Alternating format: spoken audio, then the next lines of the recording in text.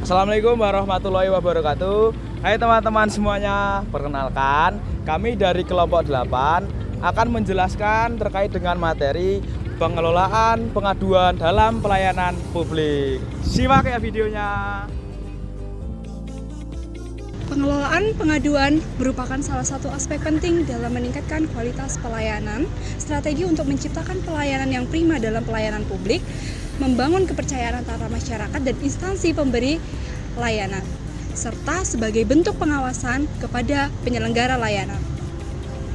Pengaduan masyarakat juga berguna bagi pemimpin dalam organisasi penyelenggara pelayanan publik untuk melakukan evaluasi terhadap bawahannya dalam pelaksanaan standar pelayanan publik.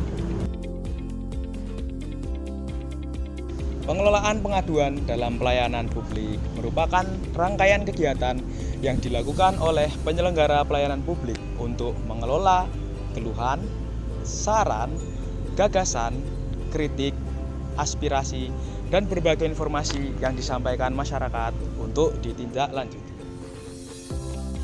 Pengelolaan pengaduan ini penting untuk memastikan bahwa masyarakat mendapatkan layanan yang sesuai dengan standar, sehingga pemerintah dapat memperbaiki sistem pelayanan ini melalui umpan balik yang diberikan oleh pelapor. Tujuan dari pengelolaan pengaduan dalam pelayanan publik yang pertama adalah meningkatkan kepuasan pengguna, di mana masyarakat akan merasa dihargai ketika keluhan mereka didengarkan dan ditangani dengan baik. Selanjutnya adalah membantu identifikasi dalam masalah layanan. Pengaduan bisa menjadi sumber informasi untuk mengidentifikasi kelemahan atau kekurangan dalam sistem pelayanan publik. Selanjutnya adalah meningkatkan transparansi dan akuntabilitas. Pengelolaan pengaduan yang baik akan mencerminkan adanya komitmen pemerintah terhadap transparansi dan tanggung jawab terhadap masyarakat. Selanjutnya adalah mengurangi ketidakpuasan dan ketegangan sosial. Pengaduan yang dikelola dengan baik dapat mencegah munculnya konflik atau ketegangan akibat ketidakpuasan publik. Terdapat beberapa isu strategis dalam pengelolaan pengaduan dalam pelayanan publik. Yang pertama yaitu adanya perlunya penguatan tata laksana melalui penyusunan SOP pengelolaan pengaduan di tiap unit kerja. Perlunya penguatan tata laksana melalui penyusunan SOP pengelolaan pengaduan di tiap unit kerja. Saat ini belum ada standar operasional prosedur atau SOP yang mengatur berapa lama waktu yang dibutuhkan untuk menyelesaikan setiap aduan. Hal ini penting agar masyarakat bisa mendapatkan kepastian mengenai waktu penyelesaian masalah mereka, mulai dari penerimaan pengaduan, verifikasi, tindak lanjut, beri tanggapan, hingga penyelesaian. Kejelasan ini membantu memastikan konsistensi dalam penanganan pengaduan dan meminimalkan potensi kesalahan prosedur. Minimnya sumber daya manusia yang secara khusus menangani bidang pelayanan pengaduan dan ketakutan masyarakat dalam melaporkan setiap permasalahan yang dialami dalam pelayanan publik merupakan isu strategis pengelolaan pengaduan dalam pelayanan publik. Kemudian penguatan komunikasi dan partisipasi publik melalui sosialisasi dan peningkatan public engagement. Perlunya penguatan komunikasi dan partisipasi publik melalui sosialisasi dan peningkatan public engagement. Masyarakat harus bisa membedakan mana laporan, kritik, ataupun masukan. Kemudian, perlunya melaksanakan sosialisasi ke lingkup masyarakat terkecil juga dapat membantu masyarakat melakukan pengaduan secara optimal. Perlunya meningkatkan keterlibatan aktif masyarakat dalam proses pengaduan dengan menggunakan berbagai platform sosial media untuk menciptakan sistem pelayanan yang lebih responsif dan transparan. Kebijakan yang pertama adalah Undang-Undang Nomor 25 Tahun 2009 mengenai kepastian hukum dalam hubungan antara penyelenggara pelayanan publik dengan masyarakat. Selanjutnya adalah Perpres Nomor 76 Tahun 2013 tentang pengelolaan aduan pelayanan publik. Kebijakan selanjutnya adalah Permenpan RB Nomor 24 Tahun 2014 tentang pedoman penyelenggaraan pengelolaan pengaduan pelayanan publik. Kebijakan yang terakhir adalah Permenpan RB Nomor 62 Tahun 2018 tentang pedoman sistem pengaduan pelayanan publik nasional. Dinamika masalah penggunaan aplikasi Span Lapor di 2020. Permasalahan yang pertama yakni kurangnya sosialisasi dan pemberitahuan terkait aplikasi Span Lapor. Yang kedua, belum adanya SOP pelayanan pengaduan. Yang ketiga, kurangnya SDM yang memadai untuk menangani kasus yang ada di Spanlapor. Faktor penghambat di aplikasi juga terdapat di sarana prasarana dan juga SDM. Yang pertama, kurangnya kualitas dan keterampilan sumber daya manusia. Hanya terdapat 3 orang administrator utama untuk mengelola pengaduan setiap harinya.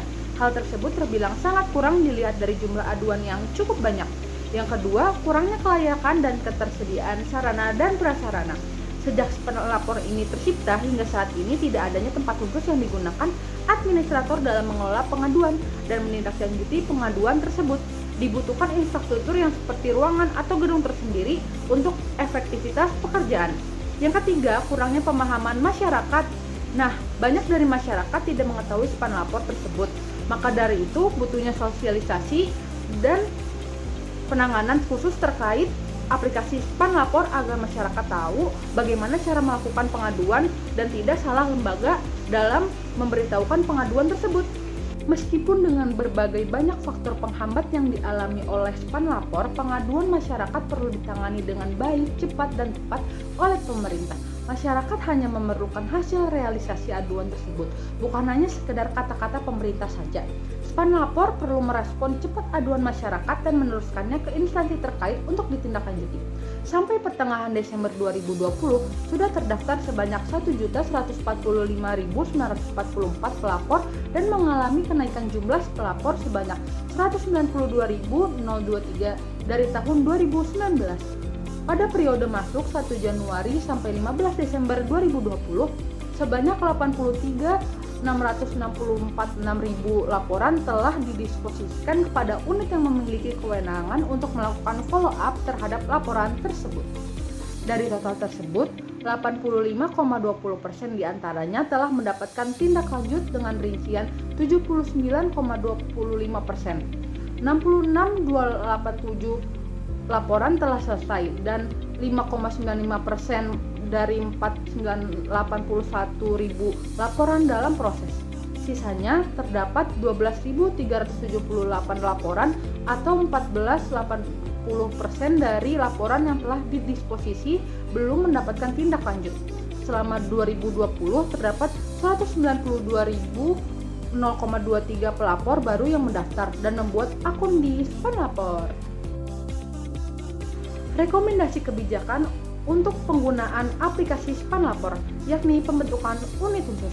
Dinas Komunikasi dan Informatika Kabupaten Tangerang perlu membentuk unit khusus untuk menangani pengaduan masyarakat sesuai dengan Undang-Undang Nomor 24 Tahun 2014 yang mengatur pengelolaan pengaduan pelayanan publik. Hal ini akan meningkatkan fokus dan efektivitas dalam menangani keluhan masyarakat. Selain itu, perlunya pengembangan aplikasi agar masyarakat mudah untuk menggunakan aplikasi Spanlapor dan juga perlunya fast respon dari admin untuk menangani pelayanan aduan atau jawaban terkait dengan kapannya pengaduan di Spanlapor akan terjawab. Insight yang kami dapatkan dalam materi ini adalah pengelolaan pengaduan layanan publik yang baik akan berdampak pada peningkatan kualitas layanan dan partisipasi masyarakat dalam proses pengawasan pelayanan publik. Yang kedua adalah dari aspek teknologi. Sarana dan prasarana yang memadai serta SDM yang kompeten juga sangat mempengaruhi proses pengelolaan pengaduan. Yang ketiga yaitu transparansi, responsif, dan SOP yang jelas dalam proses pengelolaan pengaduan akan berpengaruh pada peningkatan kepuasan dan kepercayaan publik. Selanjutnya yang terakhir adalah adanya unit atau satuan pengelolaan pengaduan masyarakat akan membentuk pengelolaan pengaduan yang lebih efektif.